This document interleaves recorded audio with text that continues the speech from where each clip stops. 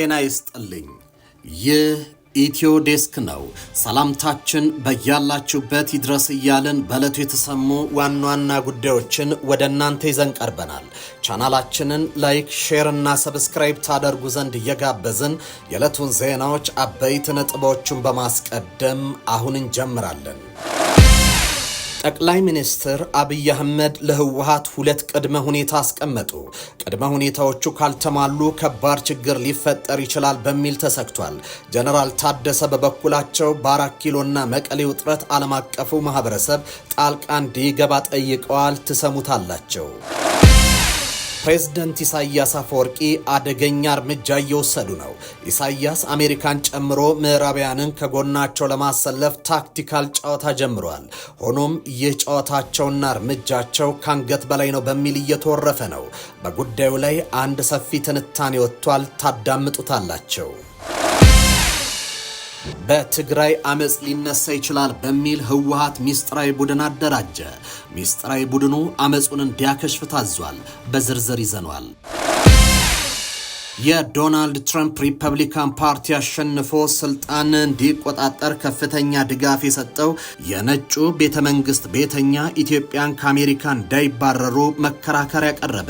በርካታ የሪፐብሊካን ተመራጮችን የደገፈው የኢትዮጵያ አሜሪካ ሲቪል ካውንስል የትራምፕ አስተዳደር ያነሳውን የኢትዮጵያን ከለላ እንዲመልስ እያግባባ መሆኑን አስታውቋል። ትሰሙታላቸው። የተወደዳችሁ የቻናላችን ቤተሰቦች እነዚህንና ሌሎች መረጃዎችን አጠናቅረናል። አሁን በዝርዝር ወደምንመለከተው መረጃ እናመራለን። በ840 ሺህ ብር ቅድመ ክፍያ ከቤተ መንግስት አቅራቢያ ፒያሳ ላይ በፍሬንድሺፕ እና በአራዳ ፓርክ በተከበበው የሜሪት ፕሮፐርቲስ ቅንጡ የሆነ የመኖሪያ መንደር ላይ 65% ለሚከፍሉ 35% ቅናሽ የተደረገባቸውን ቤቶች ማግኘት ይችላሉ።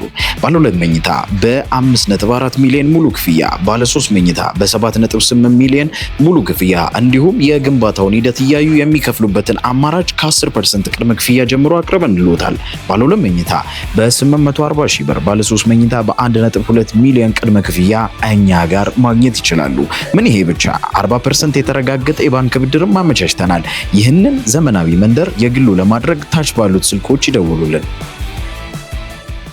ፕሬዝዳንት ኢሳያስ አፈወርቂ አደገኛ እርምጃ እየወሰዱ ነው። ኢሳያስ አሜሪካን ጨምሮ ምዕራባውያንን ከጎናቸው ለማሰለፍ ታክቲካል ጨዋታ ጀምረዋል። ሆኖም ይህ ጨዋታቸውና እርምጃቸው ካንገት በላይ ነው በሚል እየተወረፈ ነው። በጉዳዩ ላይ አንድ ሰፊ ትንታኔ ወጥቷል። ካለፉት ሳምንታት ወዲህ ፕሬዝዳንት ኢሳያስ አፈወርቂ በግፍ ያሰሯቸውን በርካታ እስረኞች እየፈቱ ነው። ይህ እርምጃ ግን ያልተለመደና የኢሳያስን ጥንተ ተፈጥሮ የማያሳይ በመሆኑ ጥርጣሬን አጭሯል። ጉዳዩን በተመለከተ ሆርን ሪቪው ሰፊ ትንታኔ ይዞ ወጥቷል።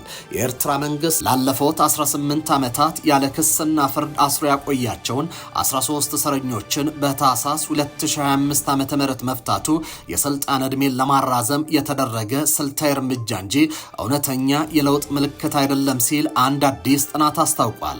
ሳሚያ መሐመድ የተባሉ ተመራማሪ ባወጡት ዝርዝር ትንታኔ ጽሑፍ የኤርትራ ባለስልጣናት የወሰዱት ይህ እርምጃ ዓለም አቀፍ ጫናን ለማለዘብ የታለመ የታክቲክ ጨዋታ መሆኑን አብራርተዋል። ጥናቱ የኤርትራን እርምጃ በላቲን አሜሪካ ሀገራት ከሚታየው የአምባገነኖች ስልት ጋር አነጻጽሮታል።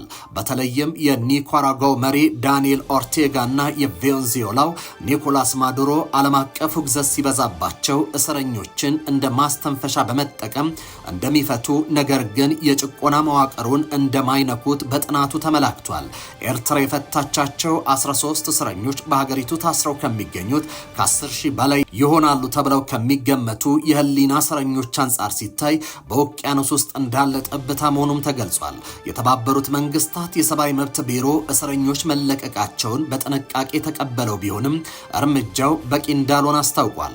ተቃውሞ በ2001 በፕሬዝዳንት ኢሳያስ አፈወርቂ ላይ ተቃውሞ በማሰማታቸው የታሰሩትን ታዋቂውን የጂ11 የፖለቲካ አመራሮችን ጨምሮ ሁሉንም እስረኞችን ያለምንም ቅድመ ሁኔታ እንዲፈቱ ጠይቋል። ተመራማሪዋ ሳሚያ መሐመድ በጽሁፋቸው በገጻቸው እንዳሰፈሩት በኤርትራ ነፃ ሚዲያ በታፈነበት የፖለቲካ ብዝሃነት በጠፋበትና ላልተወሰነ ጊዜ የሚዘልቅ የግዳጅ ወታደራዊ አገልግሎት ባለበት ሁኔታ ጥቂት እስረኞችን መፍታት ትርጉም የለውም።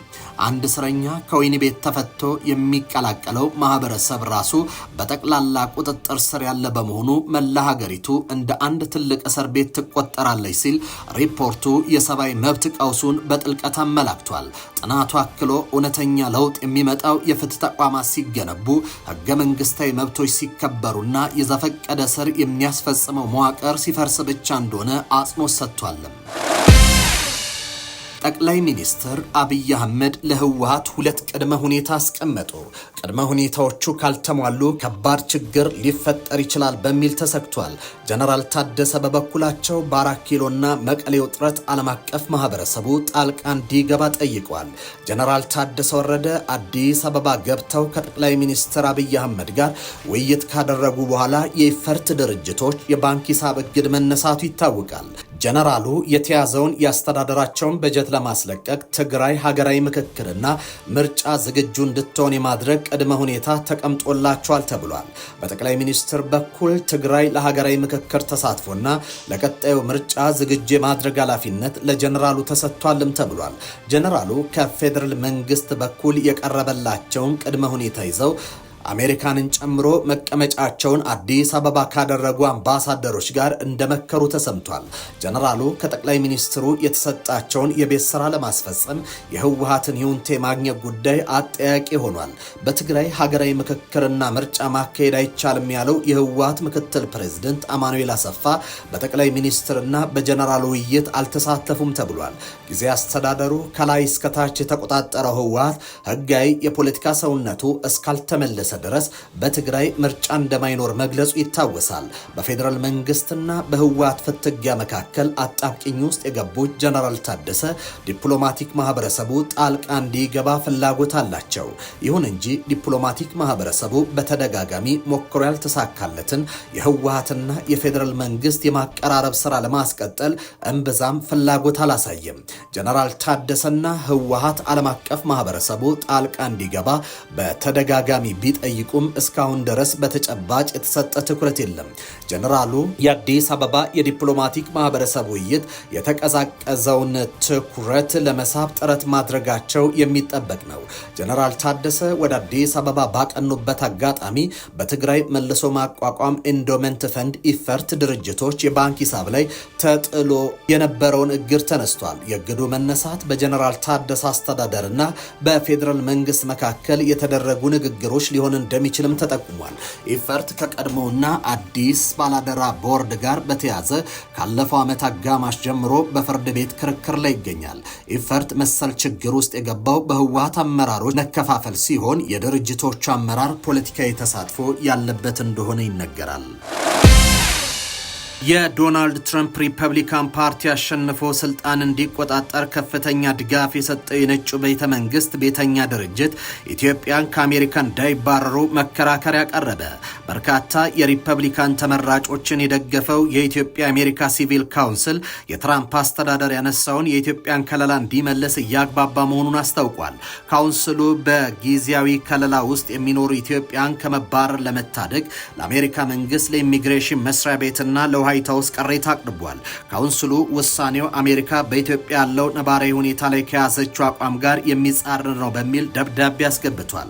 ካውንስሉ የአሜሪካ መንግስት ራሱ በስቴት ዲፓርትመንት በኩል ወደ ኢትዮጵያ ጉዞ የሚያደርጉትን ዜጎች ባለው ያልተረጋጋ ሁኔታ ማስጠንቀቂያ ደረጃ ሁለተኛ ደረጃ ላይ ሀገሪቱን መድቧታል ብሏል። አሜሪካ ዜጎቿን ጥብቅ የጉዞ ማስጠንቀቂያ ከሰጠችበት ቀዳሚ ሀገራት መካከል በሆነው ኢትዮጵያ ስደተኞች ላይ ያነሳውን ውሳኔ እርስ በርሱ የሚጣረስ መሆኑ በደብዳቤው ተገልጿል።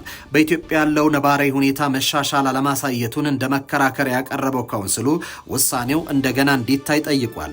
የጊዜ ከለላ ተጠቃሚ ኢትዮጵያን አሜሪካንን ለቀው እንዲወጡ የ3 ወራት ጊዜ መስጠቱን የተቃወመው ካውንስሉ ከሌሎች 10 አጋር ድርጅቶች ጋር የማግባባት ስራ እየሰራ ነው ተብሏል። ካውንስሉ በአሜሪካ መንግስት የተጀመረውን የህግና ስርዓት ማስከበር የሚደግፍ ቢሆንም ጊዜያዊ ከለላ ከሚሰጥበት ዓላማ በተቃራኒ ኢትዮጵያ ላይ የተላለፈው ውሳኔ ስደተኞችን አደጋ ውስጥ የሚከት መሆኑን ጠቁሟል። አሜሪካ የዓለም አቀፍ ህጎችን እንዲከተልና በሀገሪቱ ህገ መንግስት የሰፈረን ህግጋት ራሱ መንግስት እንዲከተል ካውንስሉ ጠይቋል። ኢትዮጵያ በአሁኑ ጊዜ በጦርነትና አለመረጋጋት ላይ ያለች ሀገር እንደመሆኗ ይህ በአሜሪካን ሀገር በጊዜ የተጠልለው የሚኖሩ ዜጎችን ከለላው እንዲራዘምም ጠይቋል። የካውንስሉ ሰብሳቢና የኮሎራዶ ምክር ቤት ተመራጩ አምሳሉ ካሳው ለትራምፕ አስተዳደር ደብዳቤ ማስገባታቸው ተገልጿል። ካውንስሉን ጨምሮ ከትራምፕ አስተዳደር ባለስልጣናት ጋር ቅርበት ያላቸው የኢትዮጵያ አሜሪካ ድርጅቶች ውሳኔውን ለማስቀጠል እየሰሩ ነው ተብሏል። የአሜሪካ መንግስት ከ3 ዓመት በፊት ኢትዮጵያን በጊዜ የህግ ከለላ አገሪቱ ውስጥ እንዲሰሩ የፈቀደበትን አሰራር እንዲያከትም መወሰኑ ይታወሳል። በውሳኔው ከ5000 በላይ ኢትዮጵያን የጥገኝነት ከለላ ማግኘት ካልቻሉ በ3 ወራት ውስጥ አሜሪካን ለቀ የመውጣት ግዴታ ተጥሎባቸዋል። በጊዜ ከለላ በአሜሪካ ሲኖሩ የነበሩ ኢትዮጵያን በሚቀጥሉት 3 ወራት ደረጃቸው ማሻሻል እንደሚችሉ የህግ ባለሙያዎች እየገለጹ ነው። ይሁን እንጂ በሚቀርበው የጥገኝነት ጥያቄ የትራምፕ አስተዳደር የሚከተላቸውን ጥብቅ የቪዛ ምርመራዎችን ማለፍ ይጠበቅባቸዋል። በትግራይ አመጽ ሊነሳ ይችላል በሚል ህወሓት ሚስጥራዊ ቡድን እያደራጀ ነው። ሚስጥራዊ ቡድኑ አመጹን እንዲያከሽፍ ታዟል። እነ ሞንጀሪኖ የሚመሩት ህወሓትን የሚቃወም ሰላማዊ ሰልፍ ሊደረግ ይችላል በሚል ስጋት ከወዲሁ እንቅስቃሴውን ለማምከን ይቻል ዘንድ ክትትል የሚያካሂድ ታማኝ ኃይሎች የሚመሩት የክትትል ስምሪት መሰጠቱም ተሰምቷል። ይህ የተሰማው ህወሓት ከድፍን የትግራይ ዞን አመራር እንዲሁም ከተለያዩ ማህበራትና የህብረተሰብ ተወካዮች ጋር ወቅታዊ የክልሉን ሁኔታ በሚመለከት የሚያካሂደውን የውይይት መድረክ ተጠናክሮ በቀጠለበት ሁኔታ ነው። ከትግራይ የሚወጡ መረጃዎች እንደሚያመለክቱት የህወሓት ኃይል ለጦርነት ዝግጅት ይረዳው ዘንድ ለሰራዊቱ ሰነድ አዘጋጅቶ ለውይይት የበተነ ሲሆን ሰነዱ የፕሮፓጋንዳ ማከናወኛ አጀንዳዎችን ያካተተ ለጦርነት ፍላጎት እንደሌለ የሚነገርለትን ኃይል ለማነሳሳት ነው። በተለይም በመቀሌ ይነሳል የተባለው ተቃውሞን ለማምከን አስተባባሪ የሚባሉትን አካላት ከማዳኑ ጎን ለጎን ድርድር አትቀበሉ የሚል መመሪያ ለተሰጣቸው የአማራ ታጣቂዎች ትጥቅ የማስታጠቁን ስራ ጎን ለጎን እየተካሄደ ነው ተብሏል። አንድ እግሩን አዲስ አበባ ሆኖ ከፌዴራል መንግስት ብር እንዲሰጠው የታገደው የኢፈርት ባንክ ሂሳብ እንዲለቀቅ የተነጋገረ ሲሆን ሌላው የህወሓት እግር በተለያዩ አካባቢዎች ቀብሮት የነበረውን ጸረ ተሽከርካሪ ቦምብ፣ ጸረ ታንክን ጨምሮ በርካታ ከባድ መሳሪያዎችን እያወጣ እንደሆነ በቅርብ የሚከታተሉ ወገኖች እየገለጹ ይገኛሉ።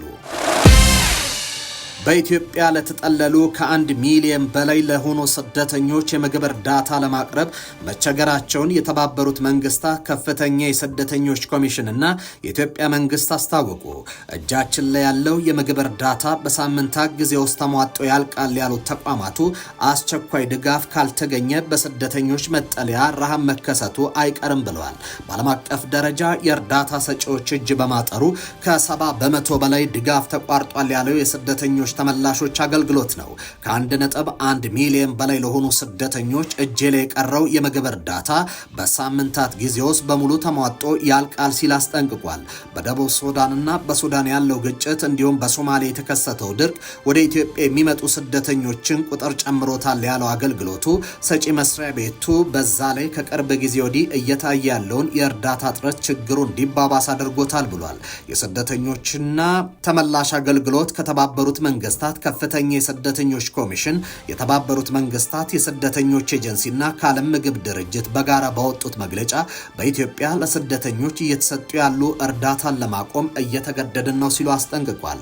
ከፍተኛ ቁጥር ያለው ስደተኞችን በማስጠለል ኢትዮጵያን ከአፍሪካ ሁለተኛው ሀገር ነች።